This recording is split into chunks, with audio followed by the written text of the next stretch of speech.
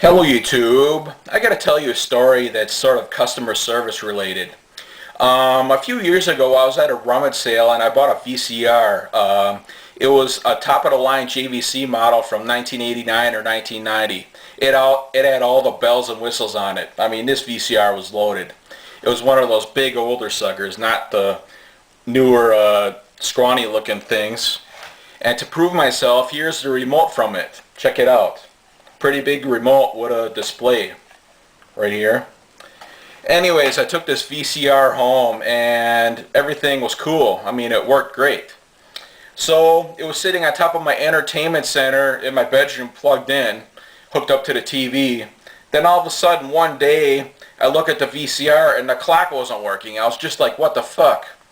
So I took it to the repair shop, a nearby repair shop, which is probably about 2 or 3 blocks away from here.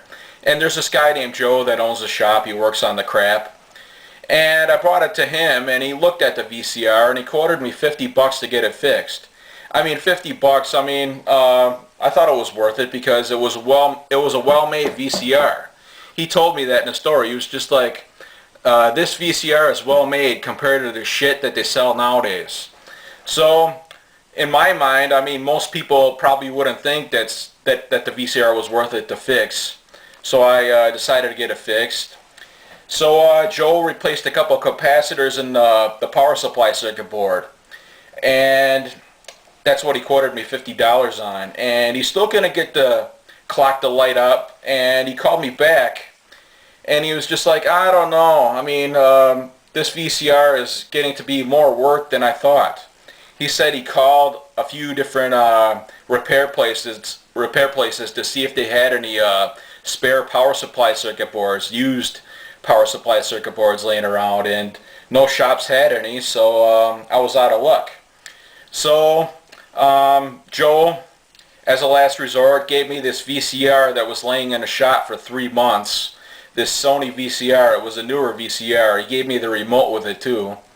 And he told me to take that home because the owner of the VCR didn't come over to pick that VCR up. I mean, it was sitting in the shop for 3 months. And bad enough, this guy that dropped the VCR off to get fixed, he was the owner, a co-owner of a soda company. Not like Coca-Cola or any of these big brand label soda companies. But yeah, the person that you would think that would have the most money in life couldn't pick up his VCR for 3 months. A co-owner of a soda company. So anyway, I took the VCR home. I mean, I thought it was cool. I mean, I was getting used to the VCR. I thought it was pretty damn cool. I was looking forward to keeping it. Then a few days later, Joe calls me back from the shop.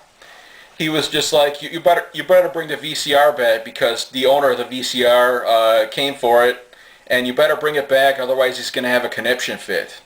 So I was just like, shit. I mean, I was really looking forward to keeping that VCR. I mean, it wasn't as good as the JVC, but I mean, it was a good VCR otherwise. So I took the VCR back, and Joe gave me this DVD VCR combo, which the DVD player didn't work. He gave me that in place of that Sony that he gave me originally. So yeah, even though I didn't get a good return after I returned to Sony, at least Joel still kept his word. I mean, I brought the VCR back. He gave me a different one, even though the DVD player part in this VCR didn't work. And yeah, bad enough. I mean, that guy who owned the Sony VCR, I mean, the VCR was sitting at the shop for 3 months, and he's the owner of a soda company.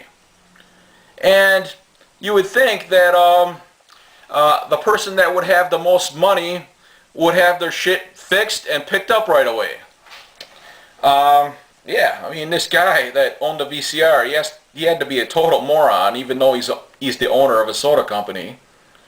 I mean, he didn't pick up his VCR for 3 months. It was sitting on the rack for 3 months. And Joe gives it to me, thinking he's not going to come back. Then all of a sudden he comes back for it. I mean, Jesus Christ. I mean, usually the poor people you would worry about not coming for their stuff. But the more richer people, they should have more responsibility, and because they have the cash to pay for the repairs, and that's that. And I think of that story whenever Wolfset Oil and MBYR31 are talking about how bad the small engine repair business is. They said it's not what it's cracked up to be. I think of that story whenever they talk about that. And yeah, I mean, this guy was the owner of a soda company, couldn't pick up his VCR for 3 months. Then all of a sudden, after Joe the repairman gives it to me, Joe calls me back saying that the guy came back for his VCR after 3 months. And for the owner of a soda company, that's pretty bad. I mean, considering a poor person like you or I mean, I could see, us leaving it at the shop for a while because we don't have enough money to get it fixed, but this owner of a soda company does. And yeah, whenever I hear Wolfset Oil and MBYR31 talk about that, whenever I hear them talk about how bad the small engine repair business is as far as dealing with customers, I think of that story. And yeah, and that concludes this video, and I sure hope you enjoyed it. Bye.